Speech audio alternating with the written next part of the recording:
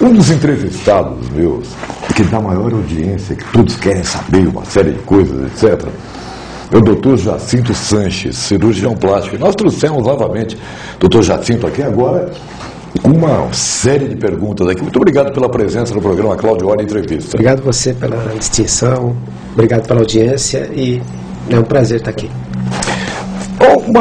Uma pergunta, uma curiosidade que eu tenho. O que leva o aluno de medicina a optar por cirurgia plástica? Vocação. Os estudantes de medicina normalmente têm que passar obrigatoriamente por todas as cadeiras clínicas e cirúrgicas, né? Alguns já vêm com uma ideia que pode se concretizar ou até mudar durante a passagem pelas diversas cadeiras. E alguns não têm ideia, mas se identificam no momento que estão naquela cadeira. Pediatria, ginecologia, radiologia, psiquiatria, cirurgia geral, se identificam e vão migrando para aquelas áreas. É vocação. E o que o senhor gostaria ou acharia necessário para o cirurgião plástico? Qual outra modalidade que ele deveria se especializar? Além de cirurgia sim, para plástica, adicionar, para ter como um plus. Obrigatoriamente ele tem que ser médico, sim, em primeiro lugar. Depois de formado, o cirurgião plástico não pode simplesmente fazer a residência em cirurgia plástica. Ele tem que cumprir um tempo em cirurgia geral. Ele precisa se acostumar ao ambiente do centro cirúrgico, aos procedimentos de cirurgia, pegar a mão, como se diz, para depois então se especializar em cirurgia plástica. Quantos anos demanda isso? Atualmente, 6. 6 anos pós-formado? Perdão, 5 anos. 2 anos de cirurgia geral e 3 anos de cirurgia plástica. Então são 6 de faculdade e obrigatoriamente tem que fazer mais 5, são 11 anos. O cirurgião plástico é sempre um sujeito velho, né? Porque não dá para sair de Leva tempo. Numa cirurgia plástica, sim, demanda muitos profissionais? Depende do porte da cirurgia. Cirurgias combinadas, normalmente são 4 profissionais, são 2 equipes trabalhando. Cirurgias únicas, o senhor pode fazer com uma equipe simples. E os custos de uma cirurgia? Essa é uma dúvida que acho que todo paciente tem. Pois não. Ou a pessoa queira fazer uma cirurgia reparadora, ou então mesmo reconstrutora. Sim. O custo disso é alto? Para as cirurgias reconstrutoras, a gente pode contar com a Previdência. O governo tem por obrigação fornecer esse serviço ao cidadão. Mas as cirurgias não reconstrutoras, elas têm um custo variável. O problema do custo é um pouco complexo, porque a gente não pode se basear ou tentar, o futuro paciente não pode tentar se basear ou escolher também unicamente por causa dos custos, não. Em se tratando de serviços, o fator custo não quer dizer melhor, quer dizer, não é uma commodity o nosso serviço, sim, claro. Não é algo como uma geladeira ou uma televisão que pode procurar preço em lojas diferentes porque o produto é o mesmo. O custo de hospital tem relação com a qualidade do serviço que ele presta, e o custo da cirurgia idem. Quais são as dúvidas mais frequentes que a mulher... Quais as perguntas mais frequentes da mulher para com o médico, cirurgião? Elas sempre têm dúvida. O que mais as tolhe é justamente o período de repouso. Quanto tempo vão ficar afastadas do dia a dia delas. Do convívio social. Porque hoje em dia é muito difícil você encontrar uma pessoa que não esteja trabalhando no mercado de trabalho.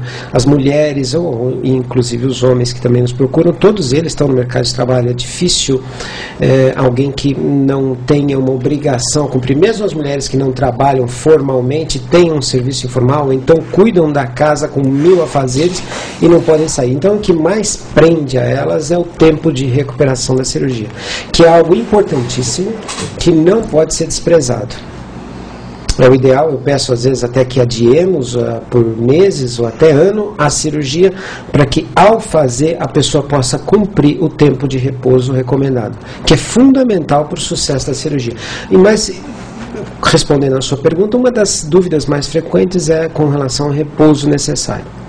E o homem? Qual a maior dúvida do homem? Eles têm, ao lado do repouso também necessário, do tempo que eles vão ficar afastados do convívio social, eles têm mais medo do que a mulher com relação à dor no pós-operatório. Ele é mais medroso? É mais sensível também, muito mais. O homem é muito mais chorão que a mulher. Num percentual, qual o percentual de homens e mulheres que o senhor opera? 30% de homens, 25% de homens, até em torno disso. A grande maioria de mulheres? De mulheres ainda. Bom, mas isso está aumentando muito. Se você me fizesse essa pergunta há 15 ou há 20 anos atrás, esse percentual era mínimo. 1, 2, 3%. Qual o percentual de alunos que resolvem ingressar na cirurgia plástica e acabam desistindo no meio do caminho? De desistência? Desconheço. Quem entra de cabeça. Nunca vi falar de alguém que tenha entrado numa residência oficial de cirurgia plástica e tenha abandonado. Desconheço. Deve acontecer, mas talvez por problemas pessoais e tal.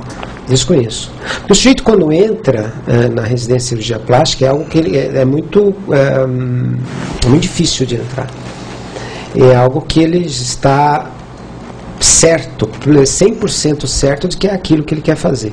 E uma vez que ele conseguiu entrar num novo vestibular, porque é um novo vestibular, sim, passar num novo vestibular aos 25, 26 anos de idade, passar num outro vestibular, formado médico, passar num outro, na hora que ele consegue, dificilmente abandona. Eu creio que eu nunca ouvi falar, deve existir, mas por problemas pessoais. Você entendeu por quê? Ele já está muito ciente do que é aquilo, do que ele quer, não é possível a pessoa ir para lá sem saber o que é, então se desencantar, algo assim. O instrumental cirúrgico é muito diferente do usual? É, bastante. Tem uma série de instrumentos desenvolvidos especificamente para nossas cirurgias e o instrumental geral também é um pouco mais delicado, as coisas são um pouco diferentes. A qualidade do fio que você usa é diferente, o porta-agulhas então que vai segurar esse fio é diferente, a pinça é diferente, a tesoura é muito diferente, tem um monte de tesoura diferente uma da outra. Nós temos uma gama enorme, diferente de uma mesa de ortopedia, de uma mesa de cirurgia geral, que os fios de sutura são diferentes, bastante diferente, tudo. É tudo importado? Não. Já é feito poucas coisas que são importadas. Quais os países que se destacam hoje? A Johnson é multinacional que claro, produz aqui no Brasil, né? Então são fios brasileiros. Quais os países hoje que se destacam na cirurgia? Na cirurgia plástica. Fora o Brasil. O Brasil é top? Sim, sempre foi. Referência mundial. E fora o Brasil? Países da Europa não tem uma tradição muito grande. É os Estados Unidos. E tem muito cirurgião brasileiro nos Estados Unidos? Alguns, não são muitos, não. Vamos lá, vamos para as perguntas que chegaram aqui. Eu tinha uma série de dúvidas no decorrer do programa, eu vou voltando a lhe perguntar. Claro. Com relação a nariz adunco. Sim. Uma moça, mais comum, né? E também uma outra carta chegou do nariz esparramado aqui. Aberto. Sim. São duas condições que podem vir separadas ou juntas, né? no mesmo caso. O nariz adunco é aquele nariz elevado, o nariz do árabe, do grego, né? O nariz elevado. Mais proeminente. Não, elevado o osso, o perfil elevado. Isso num rosto masculino, né, ele pode ser até considerado normal, até charmoso. No rosto feminino ele agride muito, masculiniza e deixa o rosto muito pesado. Então a menina precisa ter um nariz mais suave, mais delicado, que não interfira no equilíbrio do rosto dela. Então se corrige abaixando a altura e o comprimento desse nariz.